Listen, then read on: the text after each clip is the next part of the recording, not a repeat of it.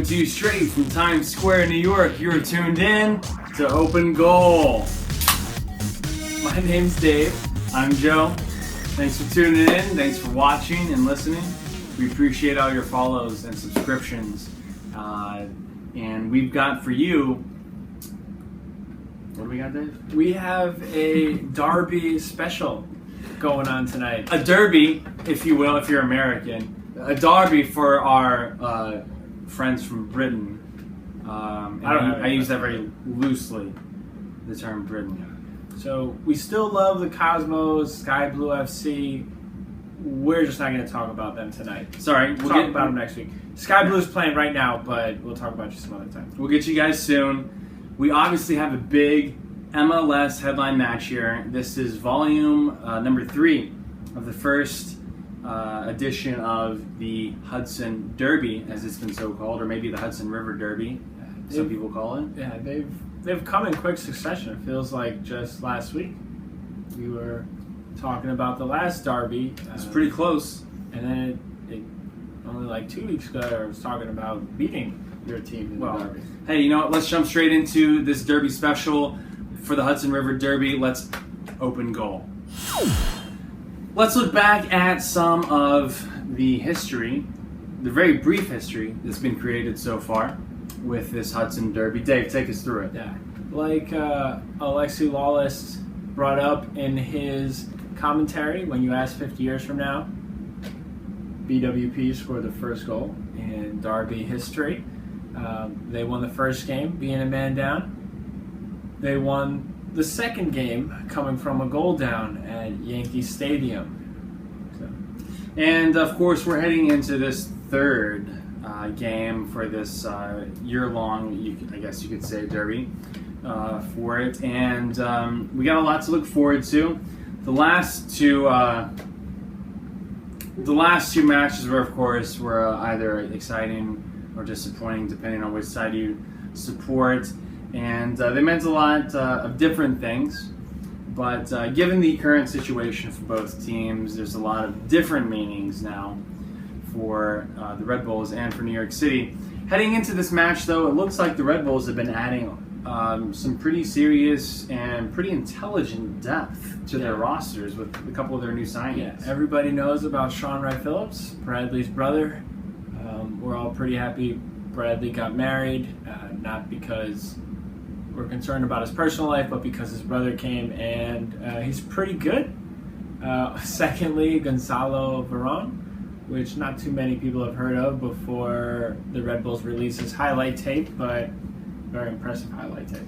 He is, and he is their third and seemingly final for the season designated player, correct? Yeah. Well, I think it's questionable whether Sean Wright Phillips is a DP, a prorated contract. I don't know what happens there. Right. Well, there is that new Giovanni Dos Santos rule that was sort of created to help pay down some players' salaries, but the Red Bulls are full up on that. On the other end, though, of course, New York City FC, not just filling out all their designated players, but they've got a pretty different look, pretty much for their entire starting 11. Yeah, they definitely brought in some players with some funny accents that know how to play soccer from all over the Europe.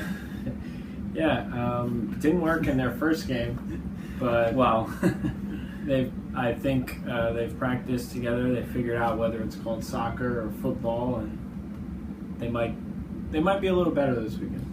We're hoping so. I mean, speaking as a City fan myself, of course, we've got Frank Lampard, hopefully bolstering our midfield. And that is, of course, midfield built by Andrea Pirlo, the architect, l'architetto himself, if you will, in Italiano. Oh, yeah. I mean, I know you people in Jersey speak Italian, right? Some of them speak Italian. Yeah, Mike Grella, he might speak Italian. Grella, yeah. Okay. Well, we should see some different looks from both sides heading into this match, and we're definitely going to see some different looks from the fans. Yeah, there's only going to be 500 City fans that get to sit next to each other. So they won't be able to crowd the path like they did last year, right? Or last game, I should say, last home game.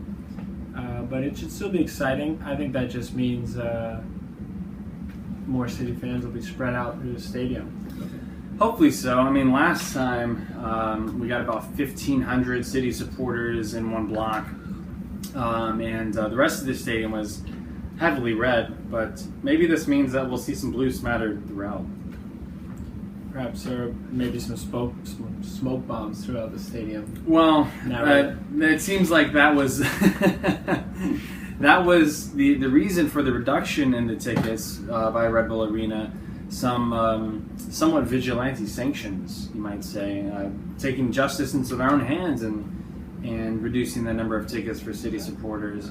Or perhaps was it retaliation for the Yankee Stadium Derby ticket allotment? Maybe. I felt like Red Bulls had plenty of seats. I just don't bring smoke bombs into Harrison. We don't like that. The third rail and the other supporters groups are certainly learning their lesson. They love lamps, the other supporter groups. Well, I love lamp. One lamp, sorry.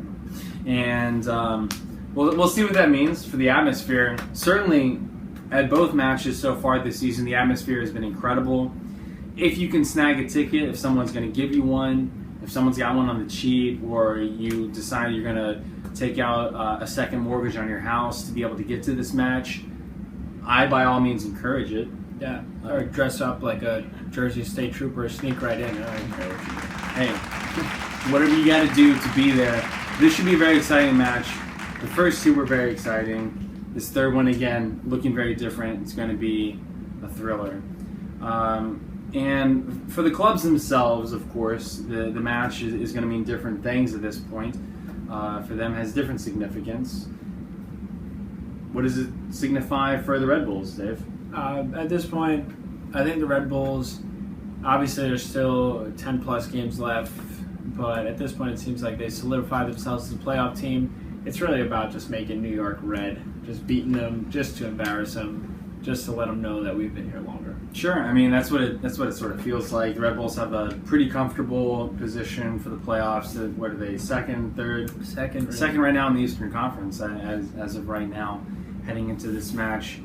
Nothing to fret for the Red Bulls, I'd say, other than sheer dominance.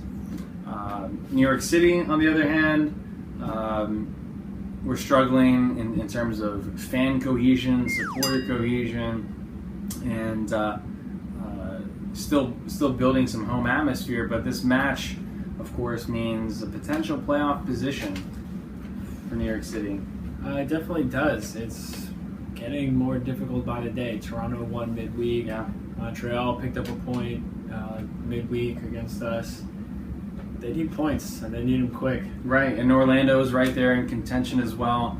We're not worried about bragging rights. I don't think New York City is. We just sort of need to save face and focus on what the result means directly for our club in terms of the MLS table.